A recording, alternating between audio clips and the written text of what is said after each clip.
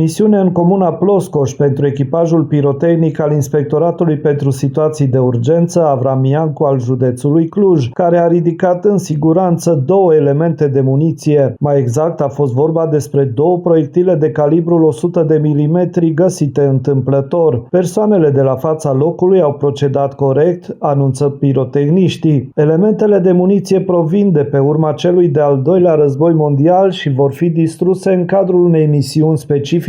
Specialiștii din cadrul ISU Cluj le reamintește cetățenilor că elementele de muniție rămase de pe urma celor 2 conflagrații mondiale sunt extrem de periculoase și nu trebuie atinse. De cele mai multe ori acestea sunt descoperite în păduri, pe terenuri agricole sau în timpul diferitelor lucrări. Inspectoratul pentru Situații de Urgență Cluj îndeamnă populația să apeleze imediat numărul 112 în momentul în care sunt găsite elemente de muniție.